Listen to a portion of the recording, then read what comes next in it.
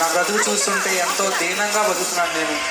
అటుపక్క నా ఫ్రెండ్స్ని చూస్తుంటే ఎంతో ఉన్నతంగా వాళ్ళ కుటుంబాలతో వాళ్ళ పిల్లలతో హ్యాపీగా ఉంటున్నారు. నా జీవితం చూస్తుంటే ఎంత వ్యర్థమైపోతుంది. నా బ్రతికేంటో అర్థం కావట్లేదు. నా జీవితం ఏం అర్థం కావట్లేదు. నాకు వద్దు, ఈ జీవితం అంటూ నాకు వద్దు. నాకు ఈ బ్రతుకొద్దు నాకు అసలు.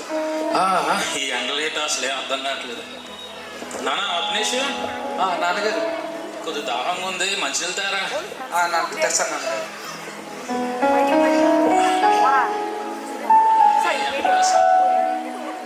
నాన్నగారు తాగండి మంచి. ఏరా అభినేష్, దిగులుగా ఉన్నావు, ఏమైనా అయిందా? ఏం చెప్పమంటారు నాన్నగారు, జీవితంలో ఆనందం లేకుండా పోతుంది. అటుపక్క నా ఫ్రెండ్స్ని చూస్తుంటే ఎంతో హ్యాపీగా బతుకుతున్నారు. నా జీవితం ఎంత దీనస్థితిలో దిగిపోతుంది నాన్నగారు. కనీసం జాబ్ తెచ్చుకుందామన్నా సరే నాకు ఇంగ్లీష్ రావట్లేదు, జాబ్లో చేర్చుకోవట్లేదు నాన్నగారు.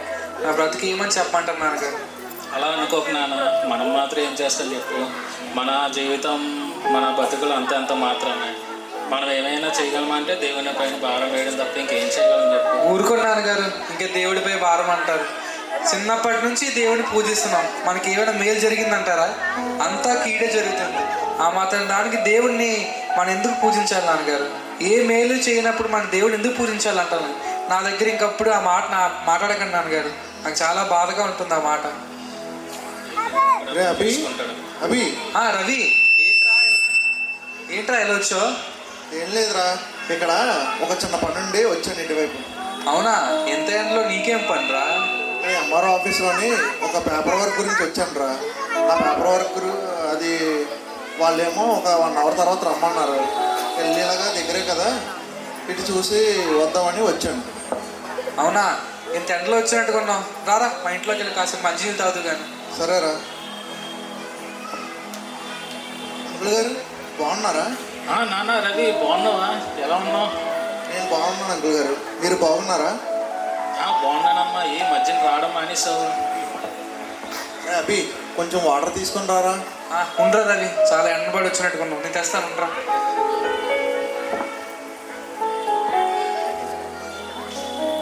ఈ మధ్యన రావడం మానేసే నాన్న ఇంటికి.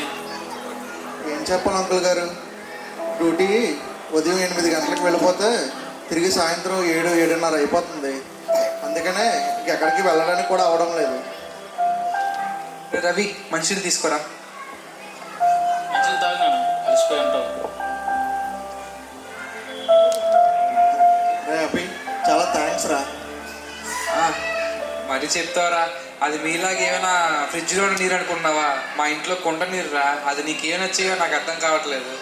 అరే, కుండలో నీళ్ళు అయితే ఏముందిరా, ఇంత ఎండలో ఫ్రిడ్జ్లో వాటర్ కన్నా ఈ కుండలో నీళ్ళే మంచివి. మరీ చెప్తారా రవి, ఇంకేంటి సంగతులు అయితే?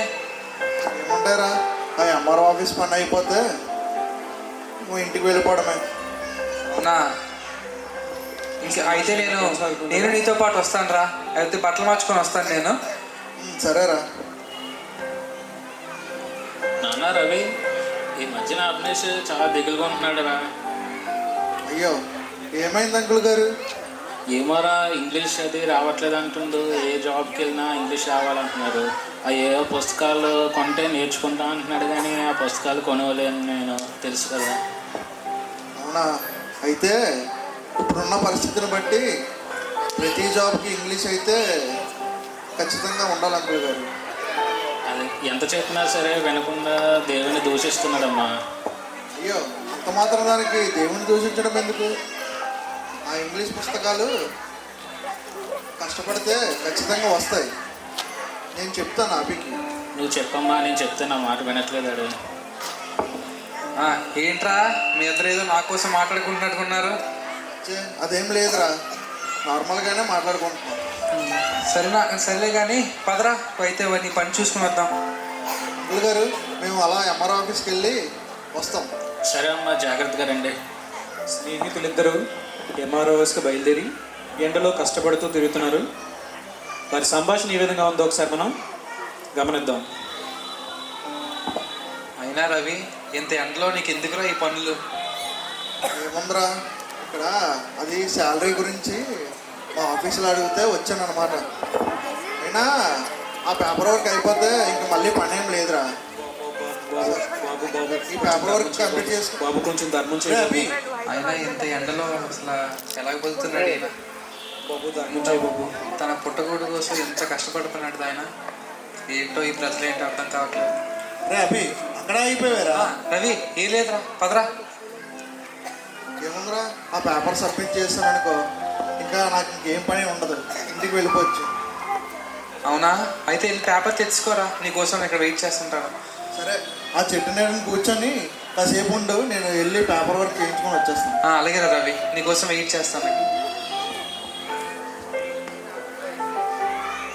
అలా రవి ఎంఆర్ఓ ఆఫీస్కి వెళ్ళి పని ముగించుకొని తిరిగి వస్తుంటాడు. వచ్చిన తర్వాత తన స్నేహితులతో ఏ విధంగా ఉంటుందనేది మీరు చూడండి. అమ్మయ్య, మొత్తానికి ఈ పేపర్ వర్క్ కంప్లీట్ అయిపోయింది. అయిపోయిందా రవి? వచ్చేంత వరకు రే అయిపోయిందిరా, మనం ఇంటికి వెళ్ళిపోదాం. రారా, ఇంటికి వెళ్దాం. బాగా ఎండగా ఉంది, అసలు ఉండలేకపోతున్నాను నిన్ను కూడా. సరే రారా. అయినా అవి ఇంటి దగ్గర నుంచి మంచినీళ్ళైనా తీసుకుని రావాల్సిందిరా. అవునరా, ఎంత ఎండలోని గొంతు ఎండిపోతుందిరా. ఏం చేద్దామన్నా కూడా ఏమీ లేదే.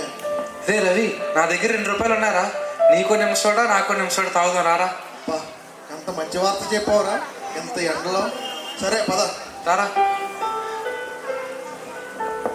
అన్నా, ఒక 2 నిమిషాలు.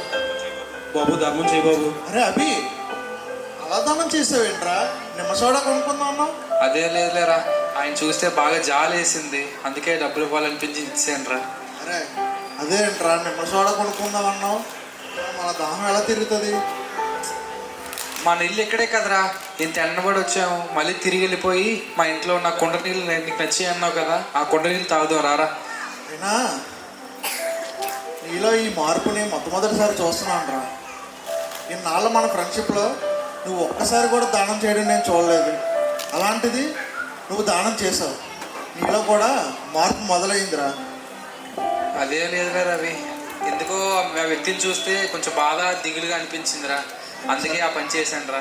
సరేరా, నువ్వు చేసిన ఈ పనికి నిజంగానే నాకు దాహం తీరిపోయింది. పద, ఇంటికి వెళ్ళి మనం వాటర్ తాగుదాం. సరే రారా అవి, మా ఇంటికి వెళ్దాం.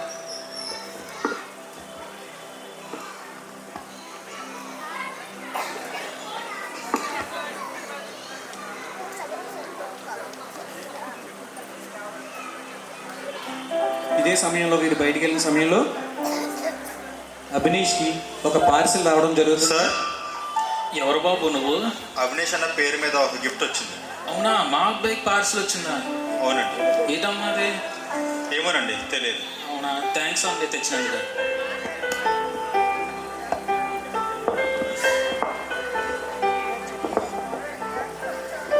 నాన్నగారు. నానా, అభినేష్, రవి, మీరు వెళ్ళిన పని అయింది ఎందుకే?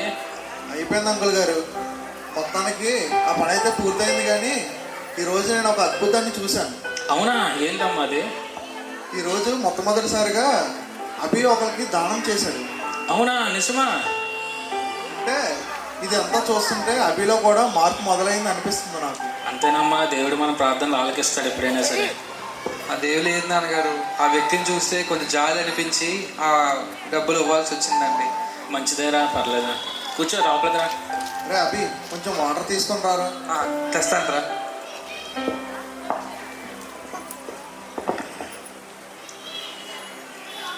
కూలర్ అవి. నానా, అవి చెప్పడం మర్చిపోయాను, మీరు బయటకు వెళ్ళినాం, నీకు పార్సల్ వచ్చింది నానా. నాకా? అవును, ఇక్కడ Parcel పెట్టాను, ఆ? ఆగు, చూడు చూడు, ఇదేదో పార్సల్ వచ్చింది నీకు. నాకు ఈ పార్సిల్ ఎవరు ఇచ్చి ఉంటారు? అయినా చాలా పెద్దగా ఉంది ఈ పార్సిల్. అయినా నీకెవరు పంపించుంటారా? అది నాకు అర్థం కావట్లేదురా, ఇది ఏం పార్సిల్ అర్థం కావట్లేదు. సరే, ఒకసారి ఓపెన్ చేసి చూద్దాం. చేద్దాంరా. రే రవి, ఇవి నేనేవైతే బుక్స్ కావాలనుకుంటున్నానో అవే బుక్స్ నాకు వచ్చారా ఈరోజు. బాగా కంగ్రాట్స్ రా అభి, మొత్తానికి సాధించావు. దేవుడు నీ జీవితంలో ఎంతో మేలు చేశాడు. ఏ స్కిల్ డెవలప్మెంట్ కోర్స్ చేయడానికి బుక్లు కావాలని కవిత్వాలు రాశానో ఆ కవిత్వ దాన్ని బట్టి ఇది వచ్చారా. ఏ బుక్స్ అయితే కావాలనుకున్నానో ఆ బుక్సే నాకు ఇప్పుడు వచ్చారా. మొత్తానికి ఆ కవితలు రాసి నాకు టైం వేస్ట్ చేసుకుంటున్నాను అనుకున్నాను. దేవుడు చూడు ఆ టైం వేస్ట్లో నుంచే నీకు అద్భుత కార్యం జరిపించాడు. అవునరా రవి, అసలు ఈ పార్ట్స్లు ఎవరిచ్చారో కూడా అర్థం కావట్లేదురా. అరే బుక్లో చూడు ఏదో లెటర్ ఉన్నట్టుంది. అవునరా రవి. చూడు,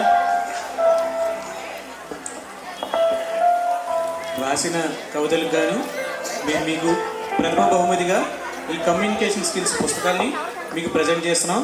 ఈ పుస్తకాన్ని మీరు తీసుకొని మీ కుటుంబం ద్వారా నలుగురికి చెప్పవలసిందిగా కోరడం అవుతుంది. అదే రవి, ఇది నేను రాస్తుంటాను కదా కవిత్వాలు, దాన్ని బట్టి నాకు ఇచ్చిన మొట్టమొదటి బహుమతి నాకు ఇచ్చారు రా బుక్స్. అరే అభి, నువ్వు ఇందాక ఆ దగ్గరని చూసి ఏదైతే కనికరం పొందావో దేవుడు ఆ కనికరం నీ జీవితంలో చూపించాడు రా. అవునరా రవి, నేను ఎంతో దేవుని దూషించాను, ఎన్నో మాటలు అన్నాను, నాకు ఈ దేవుడు వద్దు అనుకున్నాను. కానీ ఈ రోజు మాత్రం ఆ దేవుడే నాకు ఈ బుక్స్తో సహాయం చేశాడు రా. నా ఉద్యోగం కోసం ఏవైతే బుక్స్ కావాలనుకున్నానో ఆ బుక్సే నా జీవితంలో నా దేవుడు ఇచ్చాడు రా. ఇంకెప్పుడు నా దేవుడిని తిట్టను రా, ఇంకెప్పుడు నా దేవుడిని దూషించను, నా దేవుడు చేసిన మేలుని ఎప్పుడు మర్చిపోను. చూసారా, మీ జీవితంలో కూడా కనికరము కలిగి ఎవరి మీదన్నా సరే జాలి పడినట్లయితే దేవుడు కూడా మీ యందు కనికరం చూపిస్తాడు. ప్రభువైన యేసుక్రీస్తు వారు చెప్పిన వాక్య ప్రకారం కనికరం గలవారు ధన్యులు, వారు తిరిగి కనికరం పొందెదరు అని ఈ స్కిట్ ద్వారా మా బీవీజేఎస్ వాళ్ళు మీకు ప్రత్యేకించి తెలియజేయడం జరిగింది. చప్పట్లు కొట్టి వారిని ఎంకరేజ్ చేయాలని కోరుతున్నాం.